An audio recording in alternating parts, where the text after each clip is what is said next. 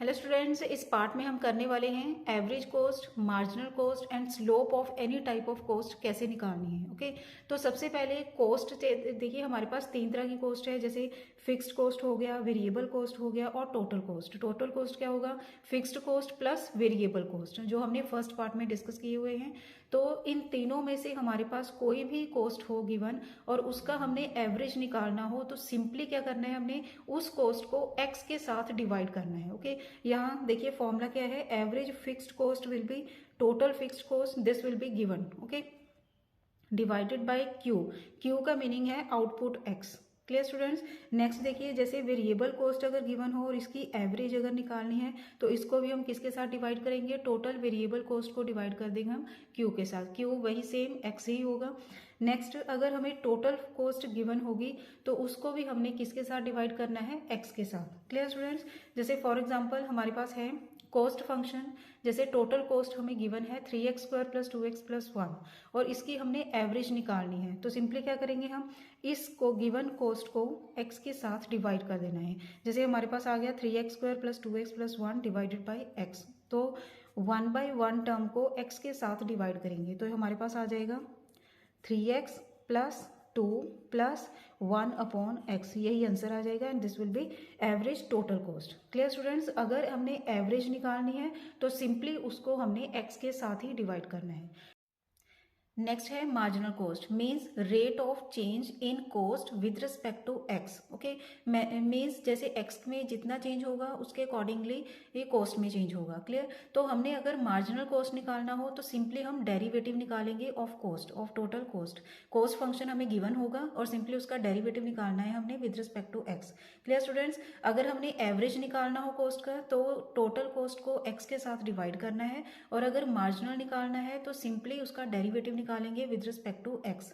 Clear students. जैसे इस example में है 3x² + 2x + 1 is total cost, तो इसका मार्जिनल कॉस्ट जब हम निकालेंगे तो इसका डेरिवेटिव आ गया 6x + 2, this will B marginal cost. Clear students. अगर हमने निकालना हो मार्जिनल एवरेज कॉस्ट तो क्या करेंगे, पहले एवरेज कॉस्ट निकालेंगे। एवरेज कॉस्ट में इसको एक्स के साथ डिवाइड करेंगे टोटल कॉस्ट को, where average cost is total cost divided by x. Clear. तो पहले हम एवरेज कॉस्ट निकालेंगे, जितना आएगा उसका अगेन हम डेरिवेटिव लेंगे। मीन्स अगर मार्जिनल वर्ड यूज हो तो डेरिवेटिव निकालना है, अगर एवरेज वर्ड यूज हो तो एक्स के साथ उसको डिवाइड करना है। Clear students.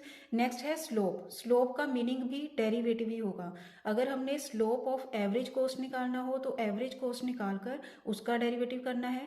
तो अगर हमने निकालना हो स्लोप ऑफ मार्जिनल कॉस्ट तो पहले हम मार्जिनल कॉस्ट निकालेंगे देन उसका डेरिवेटिव लेंगे। मीन्स स्लोप का मीनिंग होगा उसका डेरिवेटिव, जिसका भी हमने स्लोप निकालना है। Clear students. फर्स्ट एग्जांपल से स्टार्ट करेंगे। इसमें कॉस्ट फंक्शन हमें गिवन है this one and we have to find average cost, marginal cost when x is equal to 2। किसी किसी क्वेश्चन में हमें x की वैल्यू भी गिवन होगी, इसके अकॉर्डिंगली हमने दोनों की वैल्यूज निकालनी है। ओके जैसे हमारे पास देखिए कॉस्ट फंक्शन है c x is equal to this one, तो एवरेज कॉस्ट क्या होगा? This is equal to total cost जितनी भी गिवन है हमें divided by x, means 3x² + 6x + 5 divided by x। तो 1/1 टर्म को x के साथ हम डिवाइड करेंगे and this will B 3x + 6 + 5/x, ये आ गया average cost. Okay now when x is equal to 2 तो एवरेज कॉस्ट क्या होगी? 3 × 2 + 6 + 5/2, this will be equal to 6 + 6 आ गया 12 + 5/2 and this will be equal to 24 आ गया, 24 + 5 is 29/2 and will be equal to 14.5।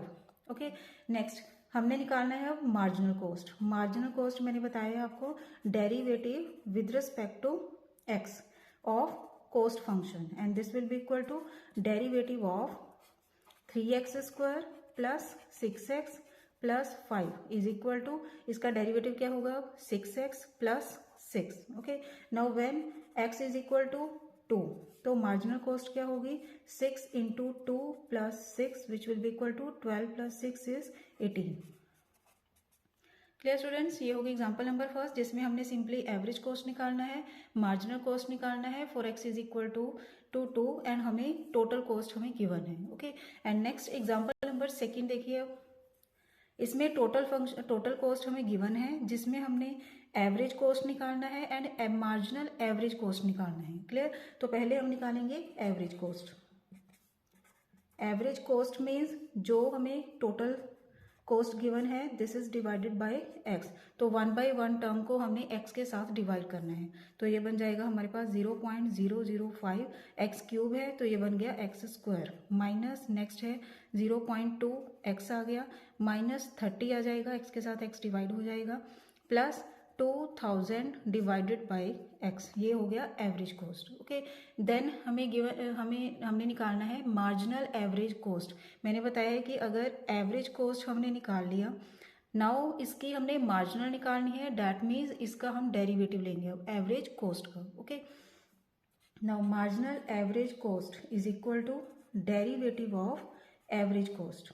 Okay, M का मीनिंग समझ लीजिए, D upon D X means derivative with respect to x of this average cost. Okay, now this is equal to derivative of this one, 0.005 x square minus 0.2x minus 30 plus 2000 divided by x, इसका derivative निकालना है हमने।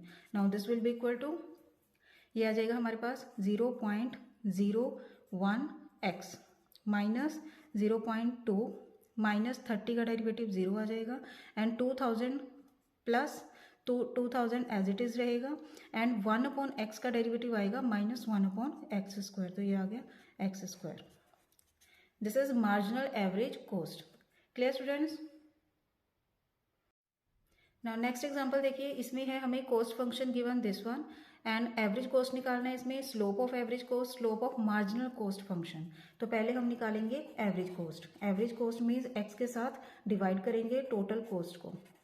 Now this will be equal to ax square plus bx plus c divided by x is equal to ax plus b plus c upon x। ये हो गया first part.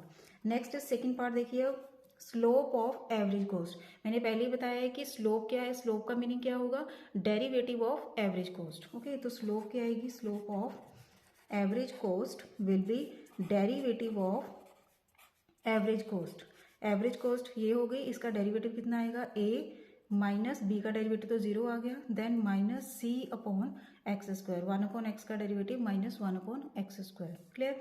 Next third part देखिए, अब नेक्स्ट हमने निकालना है अब slope of marginal cost function.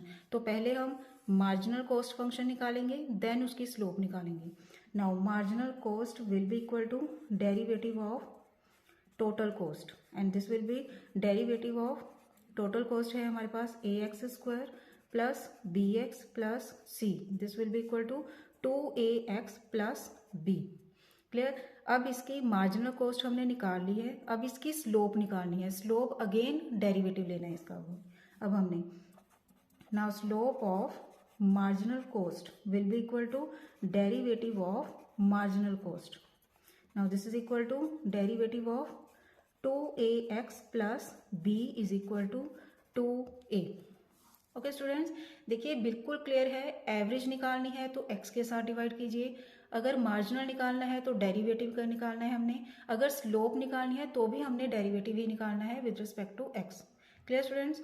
Now second part देखिए अब इसका, if total cost is this, verify slope of average cost is this. Okay, तो हमने simply slope of average cost निकालेंगे पहले लेफ्ट साइड में, एंड राइट साइड में हम निकालेंगे फिर marginal cost minus average cost divided by x. Clear? Now second part हम स्टार्ट करेंगे। अब टोटल कॉस्ट है इसमें 3a e raise to power minus X upon 3। Okay, तो पहले हम निकालेंगे slope of average cost.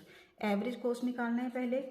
Average cost will be total cost divided by X, and this will be 3a e raise to power minus X upon 3 divided by X, ये हो गई average cost. Then slope of average cost, this will be equal to, यहाँ हमने लगाना है अब question rule, क्योंकि नीचे भी फंक्शन आ गया ऊपर भी फंक्शन आ गया, तो नीचे आएगा एक्स स्क्वायर डीनो का स्क्वायर, ऊपर आएगा डीनो 3a, पहले ही हम बाहर कॉमन निकाल देंगे। Okay, then deno into derivative of nu, इसका डेरिवेटिव कितना है, E raise to power minus X upon 3 into derivative of minus X upon 3। इसके लिए आपको डेरीवेटिव अच्छी तरह से आना चाहिए पहले, ओके। माइनस न्यू है हमारे पास minus X upon 3 into derivative of deno क्या है हमारे पास एक्स का derivative 1 and which will be equal to 3a upon X square. और अंदर आएगा हमारे पास, देखिए प्लस माइनस माइनस आ गया, x upon 3 into E raise to power minus X upon 3 minus E raise to power minus X upon 3। Okay, now which will be equal to, minus common आ गया बाहर, 3a E raise to power minus X upon 3 भी common आ जाएगा बाहर, divided by X square and अंदर आएगा, देखिए 3 भी हम बाहर निकाल लेंगे और अंदर आएगा हमारे पास अब x प्लस 3।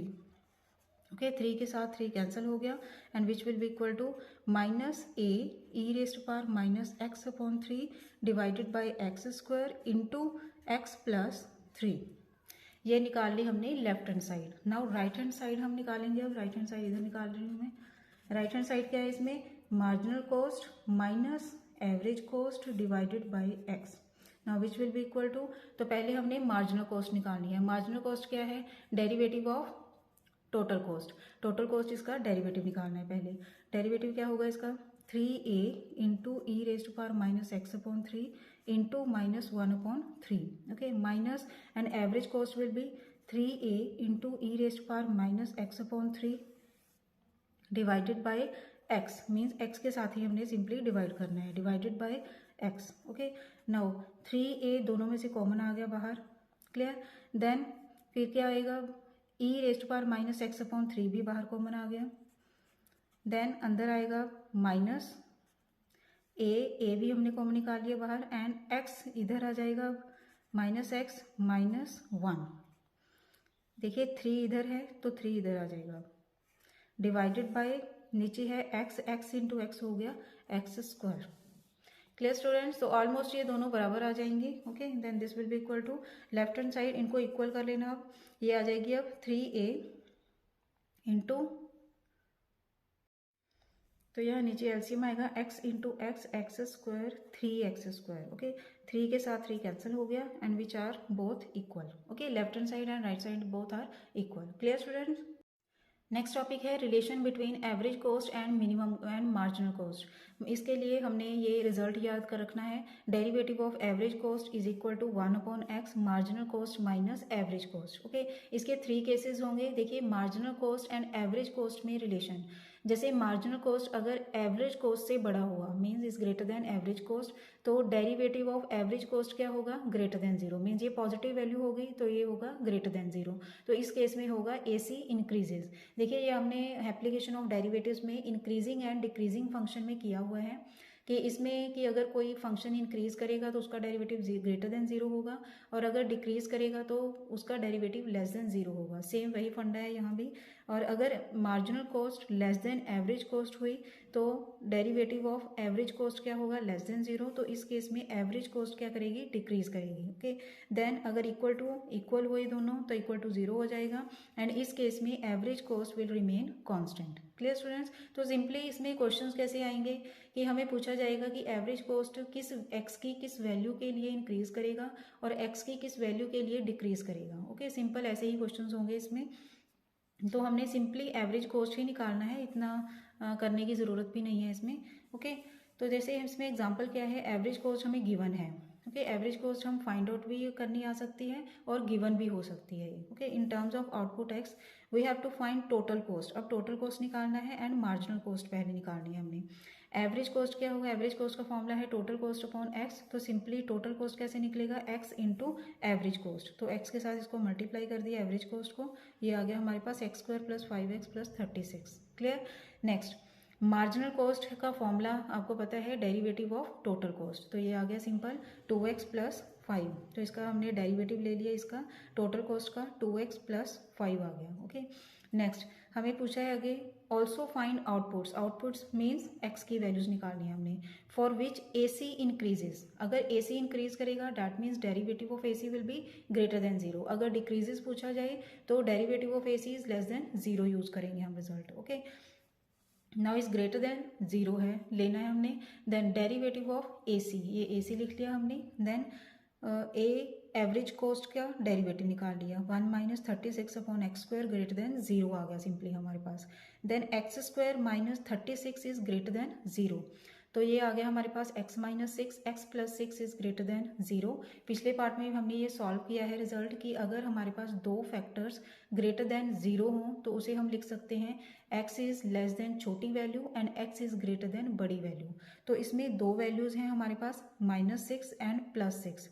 तो x की वैल्यूज क्या आएंगी, less than -6 and x is greater then +6। Okay, तो सिंपली ये वैल्यूज आ जाएंगी। अगर हमें डिक्रीजेस पूछा जाए तो हम लिखेंगे फिर derivative of average cost is less than 0 लिखेंगे फिर हम। ओके, तो ये सेम यही प्रोसेस चलेगा और यहाँ आ जाएगा x minus 6, X plus 6 is less than 0, और लेस देन 0 के लिए मैंने बताया है आपको, तो उस केस में क्या होगा, लेस देन 0 के केस में क्या होगा, x लाइज बिटवीन छोटी वैल्यू एंड बड़ी वैल्यू, तो उस केस में ये रिजल्ट होगा फिर। Clear students? Next and last example है आपकी, ये बुक है आईएससी मैथमेटिक्स की, ओपी मल्होत्रा, जिसमें से एग्जांपल नंबर 7 है। ओके, यही फॉलो कर रही हूँ मैं book. The cost of manufacturing of certain items consist of 1600 rupees and ₹30 per item as cost of material. Means इसमें फिक्स्ड कॉस्ट गिवन है, वेरिएबल कॉस्ट गिवन है एंड लेबर कॉस्ट गिवन है। ये हमने एक्सरसाइज नंबर 1 में किया हुआ है पिछले पार्ट में। तो टोटल कॉस्ट कैसे निकालनी है। ओके, तो फिक्स्ड पार्ट है इसमें, फिक्स्ड वेरिएबल है इसमें 1600 प्लस 30x प्लस ये है labour cost x square upon 100। Clear? तो पहले हमने क्या निकालना है इसमें, how many items must be produced to have a minimum average cost. पहले हमने एवरेज कॉस्ट निकालनी है, देन हम इसे मिनिमम करेंगे। ओके, देन पहले हमने निकाल ली एवरेज कॉस्ट। एवरेज कॉस्ट क्या है, total cost divided by X, तो सिंपल फॉर्मूले के साथ हमने एवरेज कॉस्ट निकाल लिया। Okay, then minimum average cost कैसे होगी, इसको हमने एज्यूम कर लेना है वाई भी एज्यूम कर सकते हैं इसको। देखिए एप्लीकेशन ऑफ डेरिवेटिव्स में हमने एक चैप्टर किया हुआ है maximum and minimum values of functions, जिसे हम यूज़ करते हैं किसी भी फंक्शन की मिनिमम और मैक्सिमम वैल्यू निकालने के लिए। ओके, तो ये है, देखिए हमारे पास एवरेज कॉस्ट फंक्शन ही है ये। तो इसकी अगर हमने मिनिमम वैल्यू निकालनी है तो उसके लिए हम क्या यूज़ करेंगे, मिनिमाइजेशन एंड मैक्सिमाइजेशन का जो प्रोसेस है वही यूज़ करेंगे, जो स्टेप्स होंगे।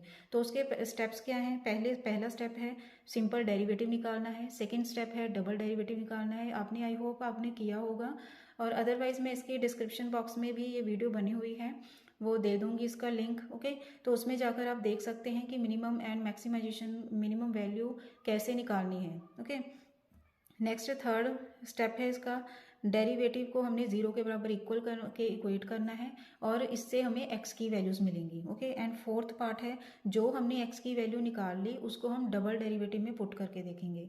अगर डबल डेरिवेटिव ग्रेटर देन 0 होगा तो मिनिमम वैल्यू होगी, अगर लेस देन 0 होगा तो हमें मैक्सिमम वैल्यू मिलेगी। ओके, देखिए फिर सबसे पहला स्टेप हमने किया, एवरेज कॉस्ट का डेरिवेटिव निकाला, this one -1600 upon X square plus X का derivative 1 upon 100। Then double derivative है इसका, सेकंड स्टेप हमने निकाल लिया, डबल डेरिवेटिव हो गया इसका -1600 इंटू 1 अपॉन एक्स स्क्वायर का डेरिवेटिव आ गया -2 अपॉन एक्स क्यूब। ये सिंपली सॉल्व करके हमने निकाल लिया है। ये इसीलिए नहीं मैंने सॉल्व किया क्योंकि टाइम ज़्यादा लग जाएगा एंड वीडियो बहुत लॉन्ग हो जाएगा इसका। ओके, देन डेरिवेटिव हमने फिर इसको इक्वेट किया 0 के इक्वल, फोर्थ स्टेप है ये। तो ये सेकंड स्टेप हो गया, ये थर्ड स्टेप हो गया। ओके, थर्ड स्टेप में इसको इक्वेट किया जब 0 के इक्वल, तो हमें x की वैल्यू सॉल्व करके मिल जाएगी 400। ये आप खुद सॉल्व करके देख सकते हैं इसको। देन x की वैल्यू 400 को हमने डबल डेरिवेटिव में जब पुट किया यहाँ, तो ये वैल्यू क्या रहेगी, ग्रेटर देन 0। तो ग्रेटर देन 0 का मीनिंग होगा कि हमें जो पॉइंट मिला है x is equal to 4, at that point average cost will be minimum. Okay, तो मिनिमम वैल्यू निकालने की ज़रूरत नहीं है, सिंपली हमने सिर्फ बताना है कि x की किस वैल्यू के लिए एवरेज कॉस्ट मिनिमम होगी। तो हमने निकाल लिया कि x इज इक्वल टू 400 के लिए ये एवरेज कॉस्ट मिनिमम होगी। ओके स्टूडेंट्स, आई होप आपको ये एक्सरसाइज समझ आ गई है। सेम ऐसे ही हम नेक्स्ट एक्सरसाइजेस भी करेंगे इसी सेम बुक से ही।